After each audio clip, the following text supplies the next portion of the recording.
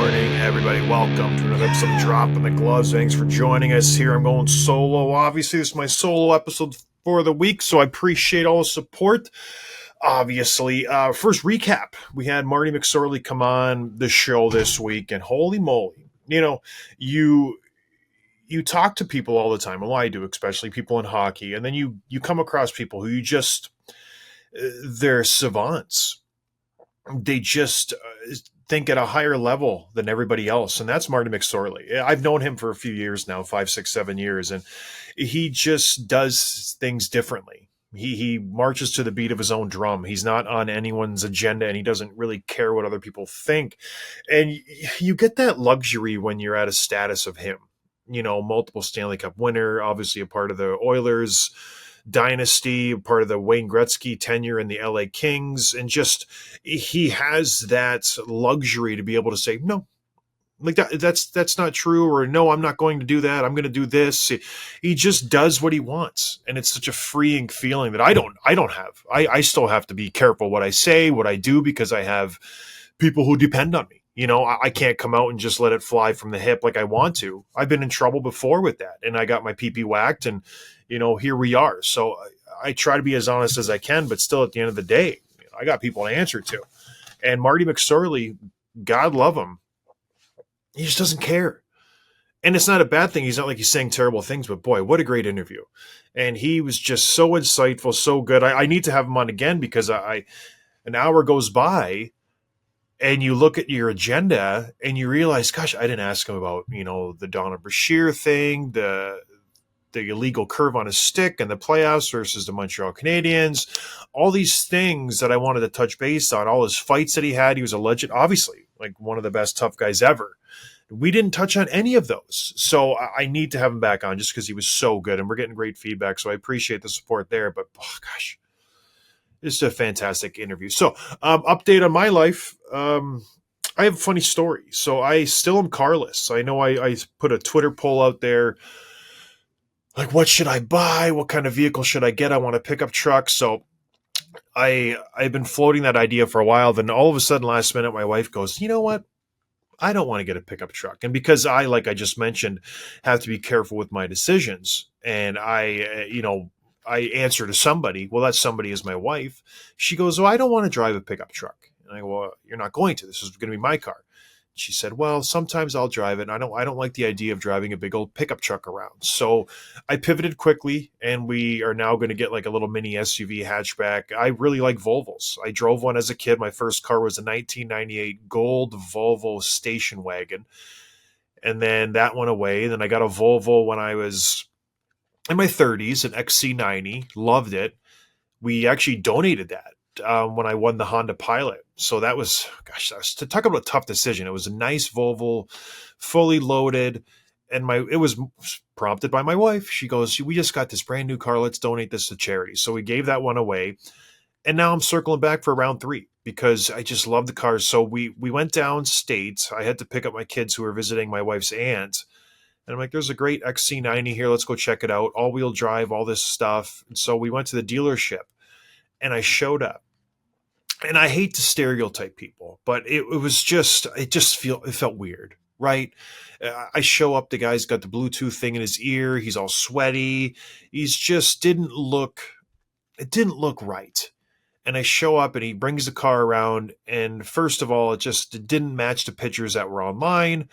I start digging in a little more. It's not all-wheel drive. It's front-wheel drive. Like there's no sunroof. It's just something smelt off. And so we drove all the way down there. I took it for a little, spin. And I said, I'm out of here. I'm gone. And I did not buy the car. So that was last week. And here we are now. It's Friday, August 1st. And I'm still carless. But we're going to go to Grand Rapids on Thursday next week to hopefully pick up a car. I don't know, you guys.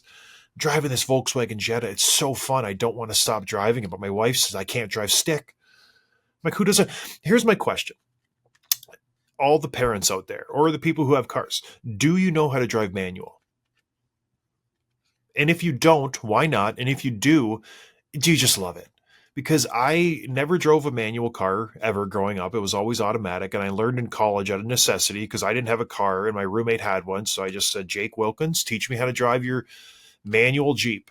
And he took me for a couple spins. I picked it up pretty quickly, and away we go, and now I love it. So would you want to own a manual car? Because that's what I want. I want a manual pickup truck, either 4 on the floor or whatever. But I just can't. My wife doesn't drive it. And I heard, actually, the greatest security system for your vehicle is to just have a manual car, because nobody can drive them. So the thief will come in, they don't know how to start it, they don't know how to drive it, so they're unstealable for a large portion of the population. So I don't know. But yeah, so hopefully next week we will have a new car. So moving on to this episode, it's tricky.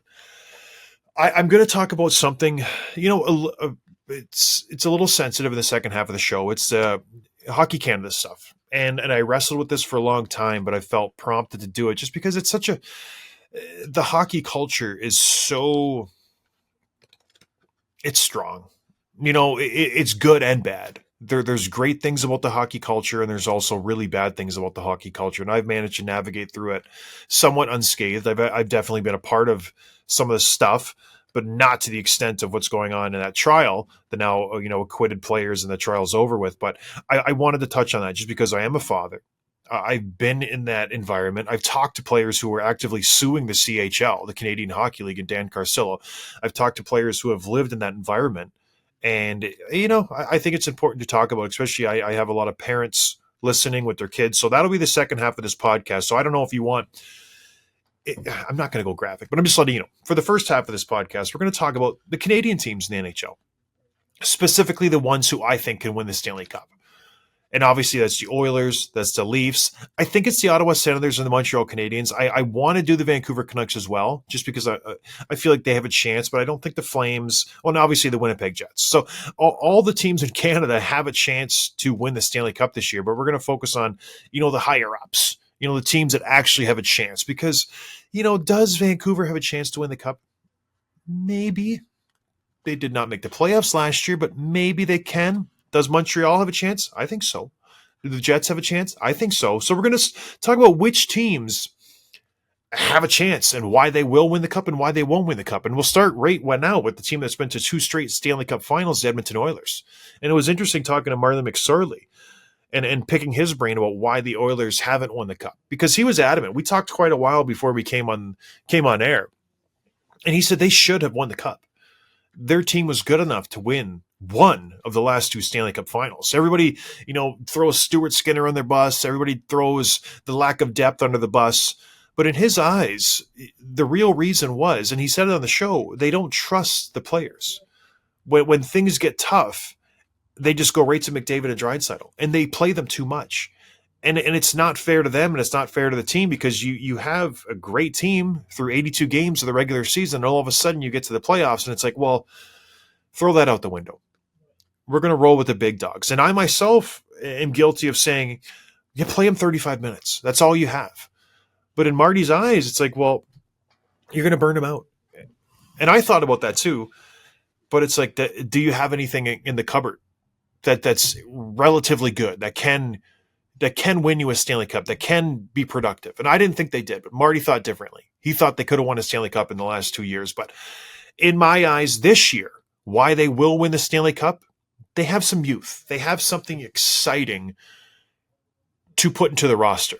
And it's not bringing in vets who you hope can stick with the big guys. It's not bringing in a Jeff Skinner or a Victor Arvidsson or a Corey Perry or any number of veterans that they brought in that hopefully, will revamp their career and play in the top 6, because that's what they're looking for. They're looking for guys to play with McDavid and Draisaitl.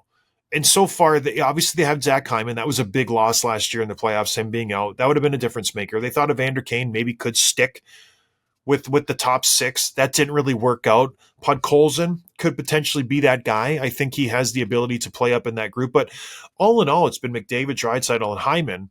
And then the Nuge has been spotted in and out of there, but he's more of a centerman. So they haven't had a consistent, even top 3 to roll out in Edmonton. But this year is different. And this is why I think this could be the year they win the Stanley Cup. They made 2 interesting trades this offseason. They bring in Isaac Howard from Tampa Bay. And Isaac Howard is a very, very good young player. Played in Michigan this year, won the Hobey Baker Trophy. They got him from Tampa Bay. He's a natural goal scorer. And this is why I think he will fit in nicely in that top six, and it will give the Edmonton Oilers the luxury to not force McDavid and Draisaitl to be on the same line all the time. Yes, it's nice when you can throw them out there after a penalty kill, start of a period, end of the game. That's great. That's a luxury that you have to put those beasts together. But on a consistent basis, game after game, you now have the ability, if it works out, to have Isaac Howard play with Connor McDavid and Zach Hyman. And then it gives the ability to have Draisaitl playing with Podkolzin and another young kid we're going to talk about in a second, or vice versa. You can move Isaac Howard down however you want to work this. But Isaac Howard, he's not some just young kid coming out of juniors who's a little green under the gills. He is a man. I think he's 22 years old. He has a man body. He's fast as hell. He's a natural goal scorer. He can play top line minutes, and he will slide in nicely in that top six. So he's one of the reasons why I'm optimistic for the Edmonton Oilers this coming season. The other reason is Matthew Savoy. And you talk about why franchises struggle and why franchises succeed. GMs go out and they scour the market and they see, okay, which GM isn't utilizing their prospects? Which guys maybe aren't fitting on a team? And typically, the teams that struggle are the teams that don't find ways to make good players work. And case in point is this trade. The Edmonton Oilers, obviously cap-strapped, so they had to make some moves. They go out and get Matthew Savoy from the Buffalo Sabres. And yeah, they had to give up a little bit of assets, but they're also shedding cap at the same time, so you're killing two birds with one stone. You lose Ryan McLeod, rightfully so, but his ceiling is a third-line center, in my opinion. And he could put up maybe 30, 40 points. That's where he lives. That's great. But if you're the Edmonton Oilers and you're trying to win a Stanley Cup and you have a glaring need of a top six forward, you look at the Buffalo Sabres and you go, oh, they're not using Matthew Savoy very well. He's a 9th overall pick in 2022, so he's still really, really young.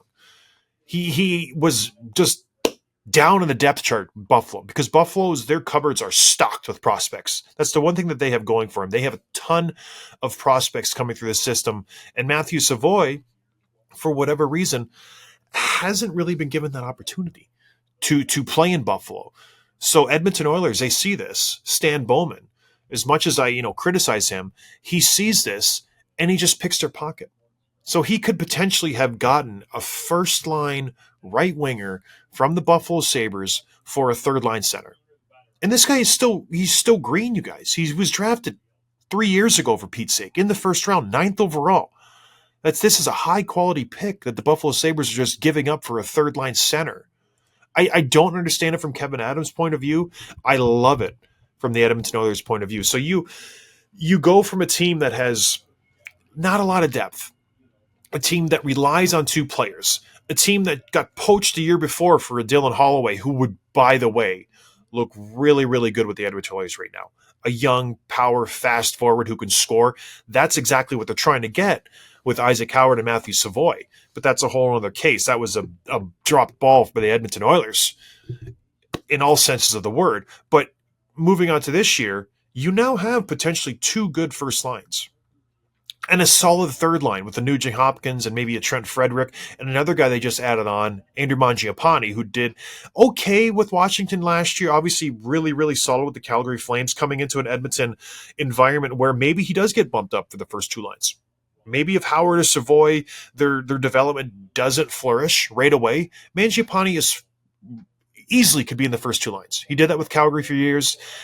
No problem for him. So the Edmonton Oilers all of a sudden have that luxury of having a little bit of depth. And we've said this last year and years prior. Oh, they got depth.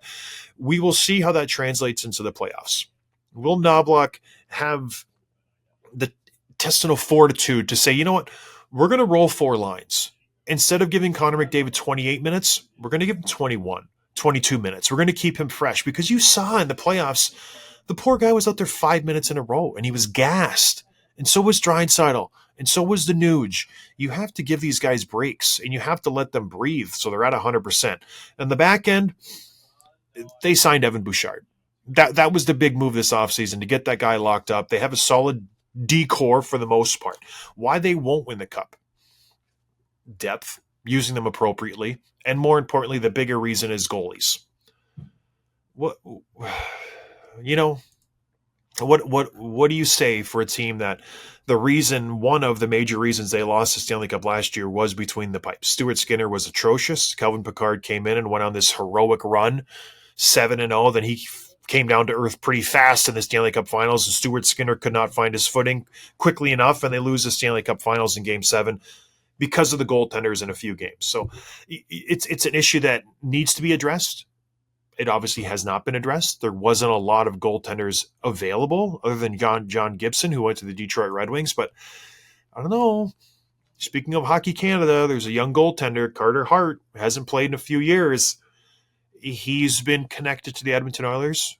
Potentially that could be an answer. I like that fit. You can probably get him for pretty cheap, put him in a good situation. He wouldn't have to play a lot. Stuart Skinner, I think, is still good. Kelvin Pickard is still good. But can they win the Stanley Cup? I don't know. I think they can. But the last two times out, they have not. I don't know. And then the window for the Edmonton Oilers. How big is that window? And that's another time for another show, but 4 guys right now make up 50% of the cap. I don't know if that's a recipe for success. All right, moving on. The Toronto Maple Leafs. Out, obviously, the big story is Mitch Marner. I called it 2 years ago. Everybody knows it. Everybody who listens to the show knows it. I said he will walk for nothing. Well, he didn't walk for nothing. They got Nicolas Roy, which at the end of the day is a good piece for a guy who was going to go for free. Nicolas Roy is a very, very serviceable third-line center, big body, plays the game the right way, plays physical, plays Craig Berube type hockey. And I think that's a trend of all the guys they brought in. They play Craig Berube type hockey. And we saw Craig Berube type hockey when the St. Louis Blues won the Stanley Cup, and now he's fully entrenched with the Toronto Maple Leafs. This is it. He's been there for a few years now. The learning curve is gone. All the wrinkles and everything should have been ironed out by now. This is year 3 going into his tenure, maybe year 4, probably year 3. So this is it. Now he has his guys. He has been a part of offseason acquisitions and drafts and trades. So this is his team. How will it succeed? I don't know. So when you lose a Marner making 10 schmil, you bring in Michelli, you bring in Dakota Joshua, you bring in Michael Pezzetta, and you sign Nicolas Roy. So those guys are the replacements for a Mitch Marner. Will it work? I don't know. Why they can win the Cup is because they have a more playoff-tested, battled, harder team to play against. Dakota Joshua, love the way he plays. I think I don't think I know he's a physical body who has some hands. Can he stay healthy? We'll see. Nicolas Roy, same thing. He gives them a huge option. You don't see the star guys killing penalties anymore. They can have a shutdown type line with Dakota Joshua, Nicolas Roy, and maybe you throw McMahon on the side, on the wing. That can be your shutdown line.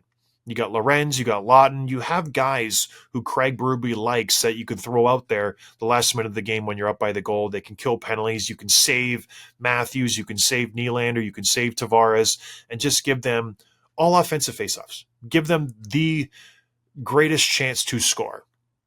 So I think that's an asset to have those guys in your roster. Another reason why they will win the Cup is just motivation. This is a season for Austin Matthews where it's all on him. You've been kind of protected for a long time. Your first season as a captain, you had a great season. You flame out in the playoffs, and everybody was distracted by the Mitch Marner chaos. Will he sign? Will he won't sign? The trade, the offers, him declining, the off season. That all shielded Austin Matthews from his first season as a captain. Well, now it's all eyes on you. You are squarely in the crosshairs of the media, of all the pressure, of everything that comes along with being the captain of the Toronto Maple Leafs. How will you respond? Optimistically, I'm hoping that he rises to the occasion. But based on history, not even recent history, his total history in the NHL, I don't know, you guys. I don't know if he has that in him. Johnny T obviously hasn't rubbed off on him. Not that Johnny T was the epitome of a leader at all. But with the motivation of Mitch Marner being gone, with the pressure in Toronto, with the additions to the roster, champions who are now on this roster, guys trying to help them out, I like their chances. I don't mind this team. I think they're still growing, but the biggest reason I think they will succeed in the playoffs and win a Stanley Cup, I know Joseph Wall was good. I know he's a very good goaltender for this team. Anthony Stolarz is better. Anthony Stolarz is a game changer. And him going down in the playoffs, getting concussed by Sam Bennett, that was the death knell for the Toronto Maple Leafs. And I think everybody can agree on that. That's why they lost. If he's in net, they win that series and they potentially go on to win the Stanley Cup. That's how I see it. So if he's healthy and this team's rolling, I would give them a very, very good chance to win the Stanley Cup. Now, why they won't? I think this has been a glaring weakness for this team for a long time. And we touched on it with Marty McSorley even in our interview. Do you need a puck-moving defenseman to win in today's game? Ideally, yes. And the Toronto Maple Leafs, I think they've tried to address that issue over the years. Obviously, Morgan Rielly has been their biggest threat. I don't think he's good enough to be that type of 1A puck-moving defenseman. You bring in Oliver Ekman-Larsson. I think he's a little, old in the tooth, long in the tooth. He's pretty old. You don't have another guy who is an offensive threat. You got Tanev, you got Carlo, you got McCabe, you got Simone Benoit. Nobody really is strong at moving the puck, who can lug the puck out of your zone, who can make a guy miss, who is going to run your power play. And you lose Mitch Marner, who was running your power play. Who do you use? Who is your guy? Is it Morgan Rielly? Is that enough of a threat? Because we know in the playoffs how important the power play is. And we saw the Toronto Maple Leafs flame out with their power play. I think that's a huge issue that they haven't addressed that is impossible to address. You have to do it either through the draft or overly pay somebody or pick someone's pocket. But I just don't see them being able to address that situation. So you do what you can. You're Brad Trevieling. You did a great job this offseason. You navigated the Mitch Marner fiasco. You bring in talent. You bring in guys who you think who can help. But the biggest weakness in my eyes, it's not the back end.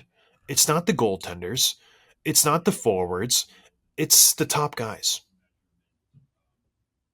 It's Austin Matthews. That's it. Can your captain, can your star player, can he deliver you to the promised land? I don't think he can. I don't think he has it in him. I really don't. I firmly believe he is a superstar in this league, but he does not have that extra gear. He does not have that it factor in your guts that a Barkov or a Matthews or a McKinnon, that fire. You know what I mean? Where you look at him and he's taken over the game. Not just for a couple shifts, not for a period. He's pissed and he's not going to take it. He's just going to go and he's just going to manhandle people. That's what superstars do. And I don't think he has it in. Prime Ovechkin had it. Crosby. I've seen it. I've played against it. I don't think Matthews has it in him. All right, moving on. The Ottawa Senators. Out? Nobody's out. This team is relatively the same. The big move that they did this offseason was they re-signed Claude Giroux. He was a highly coveted veteran, obviously. He's a guy you want on your team. And it was a tough negotiation. Steve Staios, he's not going to overpay for guys, and he signed him to a $2 million one-year deal with lots of loaded incentives, and they bring in Lars Eller. Everybody knows how much I love Lars Eller. Guy's a jerk, but he's a good, serviceable fourth-line player. And I think he will fit in nicely with this Ottawa Senators roster. This team is good. They didn't do very much this offseason. They did not need to do very much this offseason. I don't think they're all of a sudden going to win a Stanley Cup, but I think they are going to be dangerous. You have a full season with the Alaskan Assassin coming in and just being a good second-line center for this roster. You have good forwards up and down this lineup. Your defense is solid. Your goaltender is there. The one thing they need, and they have some cap space, but again, just like Toronto needing a puck-moving defenseman, I think Ottawa needs another piece in the top six. I don't think David Perron is a good top six guy. Fabian Zetterlund, as much as I love him, friend of the show, I think he's more suited for a third-line role on a Stanley Cup contender. They need to bring in one more piece, and they have some cap space. They have $4 or $5 million left to spend, and they have some pieces, prospects that they could deal. But I like Steve Staios. He didn't force anything. He didn't go out and try to just overpay for somebody or just out of panic, get somebody who's not really a top six guy. So I like what he did. He held Pat. He brought in Jordan Spence from LA. I like him. He's a good puck-moving, right-handed shot defenseman. He fits in nicely. Nick Jensen will be out for the foreseeable future. He's coming off of hip surgery, so it gives Carter Yakimchuk time to maybe make his debut in the NHL. He's 7th overall pick in 2024. I like that. The one player who I think they could get, and then I read this a while ago. I don't know when I read it. Mason McTavish from the Anaheim Ducks. Negotiations with him and Pat Verbeek not really progressing. He's still an RFA, so he will sign eventually, or they could trade him. We know how Pat Verbeek likes to negotiate with young players. He hates it. He trades them. He does not like young players asking for money or more money than they deserve it. So if I'm Steve Staios, who had Mason McTavish with the Hamilton Bulldogs in the OHL, they went to the Mem Cup together. He has some familiarity with him. I'd go out and get him. 3rd overall pick from 2021. You can lock him in for 50, 60 points. That's his floor. His ceiling, who knows? Playing with some players, the guy could be a solid first-line guy for years to come. I'm kicking the tires on him. So that's why they will win the Stanley Cup. They're a great team. They had to add a piece, but if they do, they're a legit threat. They put a huge scare in Toronto in the first round last year. Some thought they were going to win. Yours truly. Why they won't win? I think they're still growing. I think they're still developing. As crazy as that sounds, and in the age of these guys, I think Tkachuk and Stützle and Cousins even, and Batherson and Pinto and Sanderson, I think last year was good for them, making the playoffs and losing the way that they lost to the Toronto Maple Leafs. But I still think they need to grow. Maybe take it a little more serious. But that's the only thing that's holding them back. I wasn't sold on Ottawa. If you listen to the show, I always thought they had reached their peak. I don't know. I think I could be wrong.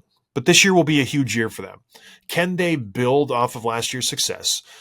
I think it has to come from the big boys up front. It has to be Stützle. It has to be Tkachuk.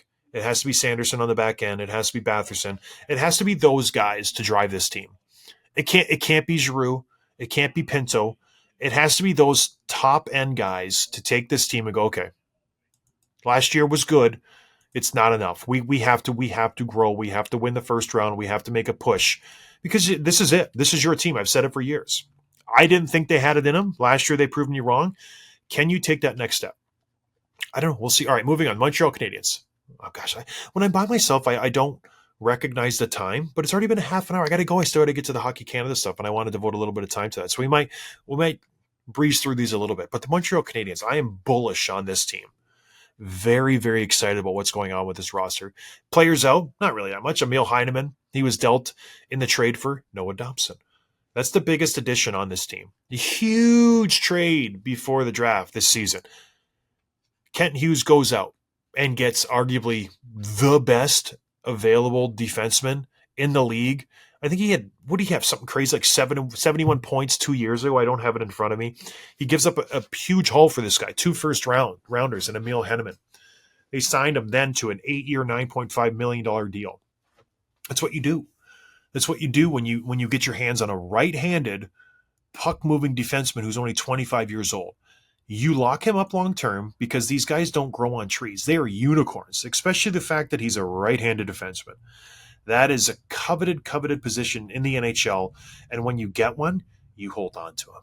You hold on to him all you can because, damn it, they're hard to come by.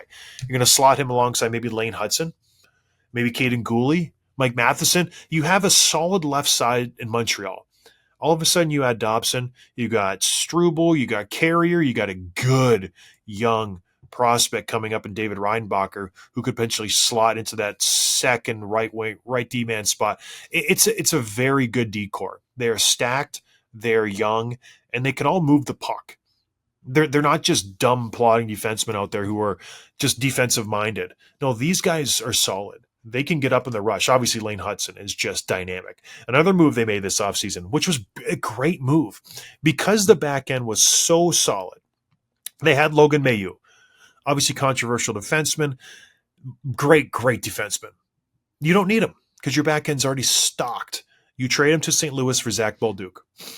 Perfect. This is a young kid, 22 years old, had 19 goals last year. Excuse me, I had a little sneeze there. 19 goals in his first full season with St. Louis. You grab him. You grab Dobson. The beautiful thing is you're getting these guys who are the same age as your core. You got Suzuki, you got Caulfield, Slafkovsky. Your core is not, it's not too young where it's like, oh, we still have time to build. They're in their prime. And you're getting players who are also in their prime, which is really, really hard to do. GMs like to hold on to your assets. So if you're able, and Kent Hughes has done a masterful job of this, if you're able to go out and get players who are in their prime, 25 years old, 22 years old, have played hundreds of games in the NHL, they know their way around a rink. That's a difficult thing to do. And Dobson and Bolduc fit right in with this core and just dovetail in, and then they can grow with them. And they can win with them. Their D-core is stacked. I like their goaltending tandem. I like what they have up front. The one thing they need is just some time to gel. Just some time. Kirby Dach will be healthy this year. Ivan Demidov will have a full season in the NHL. He's going to explode onto the scene. You have two solid young lines up front. Caulfield, Suzuki, Slafkovsky were incredible last year. You got Bolduc, Dach, and Demidov. It's a dangerous second line. Average age is like 23. If they go, they're going to be very dangerous. You have a good fourth line with Anderson, Gallagher, and Jake Evans. You have Patrick Laine on the power play. The guy's a legit sniper. Alex Newhook is a good third-line center. You have a solid lineup. If Montembeault and Dobish can play the way they did last year, I don't see any reason why this team doesn't progress and make a push for the Stanley Cup. They have cap space. They have prospects if they want to make a move at the deadline. Next year's free agent class is absolutely loaded. Who wouldn't want to go play in Montreal with these young guys? With this talent that they have. It's a dangerous, dangerous team, and they will be, they'll be a team to reckon with this year. I fully believe they'll be in the mix in the playoffs. It's exciting. All right, moving on, the Winnipeg Jets. Obviously not the outcome they wanted last year in the playoffs. First place in the Western Conference, breezing through. Didn't go out the way they want. Lost in the second round. What do you do? What do you do with this roster? Mike Scheifele's there. Kyle Connor's there. You re-up Gabe Vilardi. You have a solid NHL team. Obviously, you first place in the West last year. What more do you need to do? Well, I think they make the best move. Not the best, but potentially one of the most impactful moves this offseason, bringing in Johnny Taves. I think the one thing you could say they missed is a little accountability. Is just a veteran presence. This team has been good forever, and they can't figure it out. They don't know how. They don't know how to win in difficult moments. And I played with Johnny Taves. He was my captain. If one guy can get the most out of this team, if one guy can get them out of a funk or can snap that bad thoughts out of Connor Hellebuck or to just get rid of the bad feelings that they've had in the past, is Johnny Taves. I think he plays a third-line center role. I don't think he comes in and lights the world on fire, but that's not why he's supposed to be here. He is supposed to come in and just guide these guys. They're not young. They want to win a Stanley Cup. That's it. Their window is very, very small, and they know it's shrinking.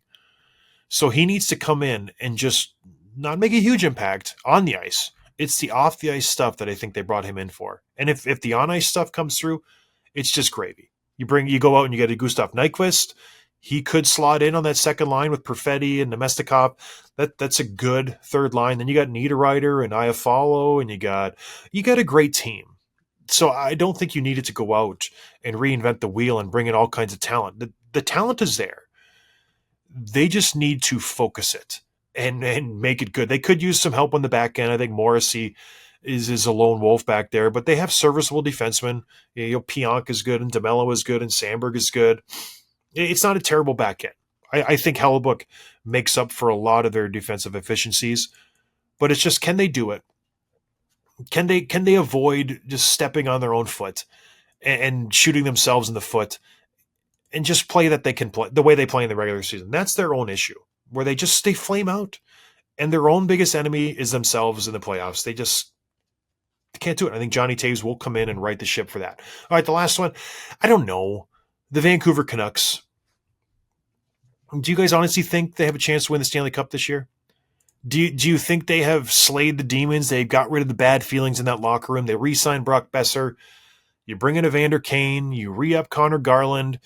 you try to, make Quinn Hughes happy so you can re-sign him, but it's pretty much the same guys in the back end. Marcus Pettersson is there. You got Ronick, Myers. Yeah, you know, what is there more to say? It's just it comes down to, can they just stop being a soap opera of a team? Can Elias Pettersson be happy and be healthy and play hard? Can, Jake DeBrusk be that guy that he was in Boston for short glimpses? I don't know. I don't think this team is going to be very good. I'll be honest. I really don't. But they're the type of team that just when you kind of, I don't know, think they're going to be garbage, they'll turn around and rip off a great season. You count them out, and then all of a sudden they just turn it around. Because I thought they were going to be contenders and great team forever, and they just let me down. And now is the year where I just think they're finally going to fall off, and they're going to rebuild, and they're going to be a lottery team. And this is the year they'll come on and just be flipping unstoppable. So we'll see how that goes. But I don't see them being a team to be reckoned with at the end of the season. I definitely don't see them being a Stanley Cup contender. All right, moving on.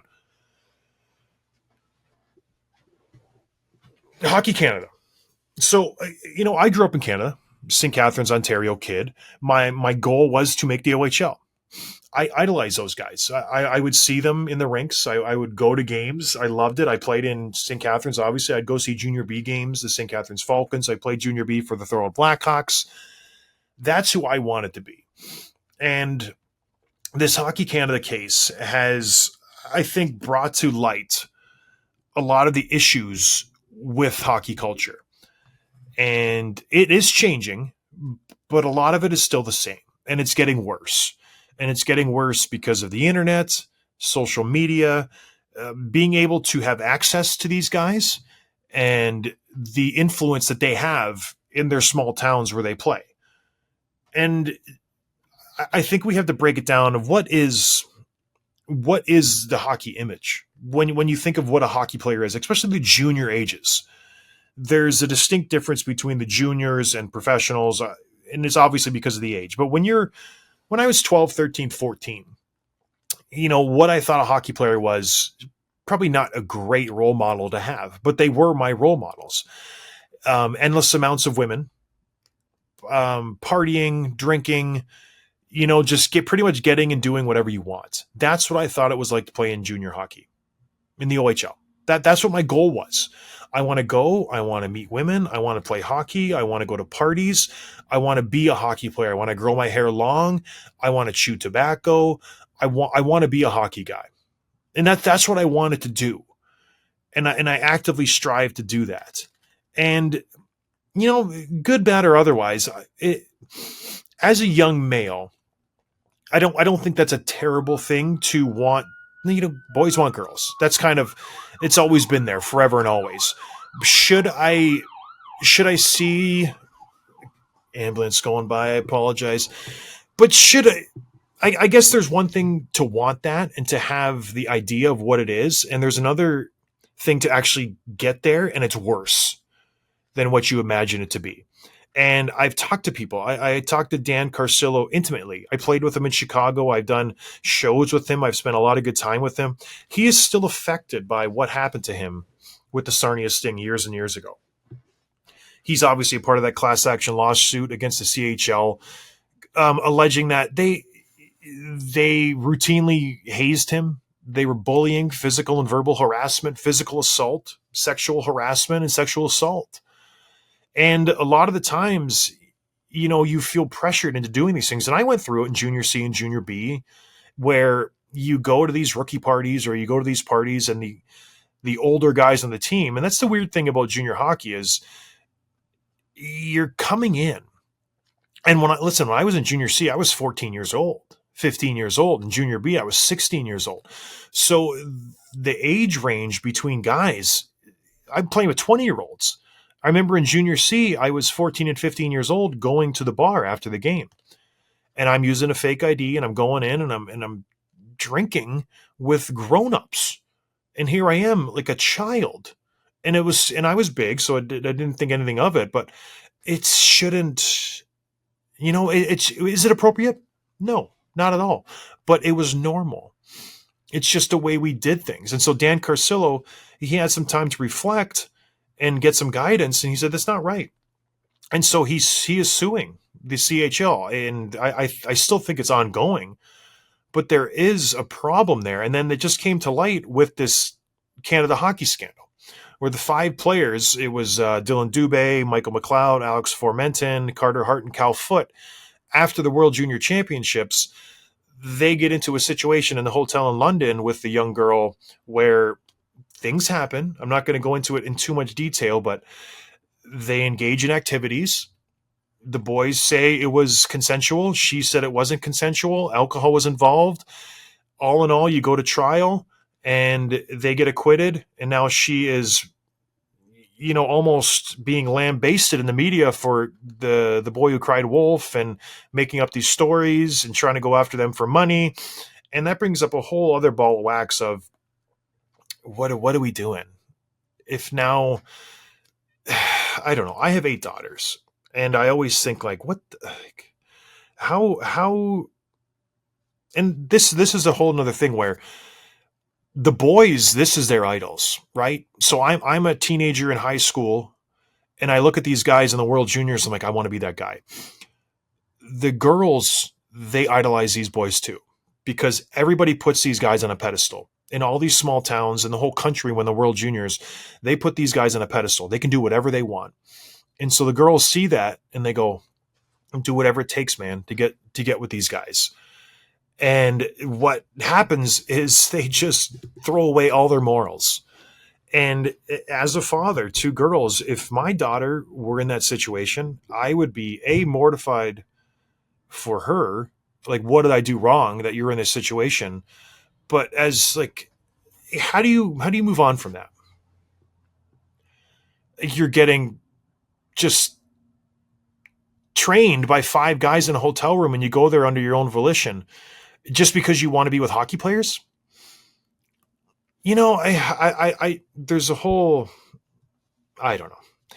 It just bothers me to the core, where we idolize these guys. These young players feel pressured to live this type of lifestyle, to do these type of things, and everybody just gives them a pass because they're good at hockey.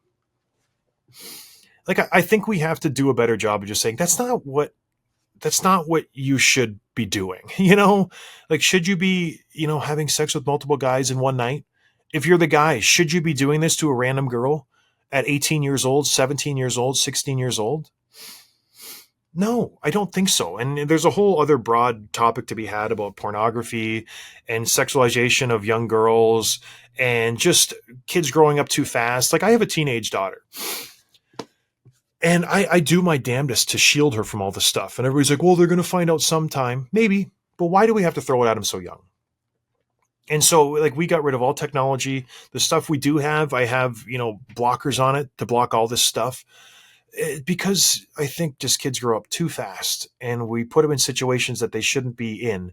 And Canada Hockey and the CHL are prime examples of kids being put in situations that they're just over their head. A 14, 15, 16-year-old kid shouldn't have to be, be hazed by grown-ups saying, strip off your clothes, go sit in a bathroom, or else, you're off the team. If you're 15 years old and you're put in that situation, you want to impress the vets. You want to be part of the group, because what happens? You think everything is life or death. And if you don't do that, you're going to be off the team and then your life's over. And so you do it. And some guys can move past that, but other guys, it just kills them. Like Dan Carcillo still has issues with it. And he was one of the lucky ones who got out and made the NHL. There's probably thousands of people who didn't get as far as him, who just have to live with that the rest of their lives. Oh, it's just a part of the hockey culture. Yeah, but does it have to be? I don't know. I'm not sitting here pounding the drum like everything's wrong, everything's dire, but I just think we can potentially do better. Is it okay to maybe do better, to ask for more? Like, I've been hazed. I had, I've been through it. And there's times where I stood up for myself and I said, I ain't doing that. But there's times where I did stuff and I wake up in the morning and I go, that sucked. Like, I didn't want to do that. I didn't want to wear a diaper for the whole party. Not very fun. But you do it because you want to be a part of the group, and you don't want to be, outcasted.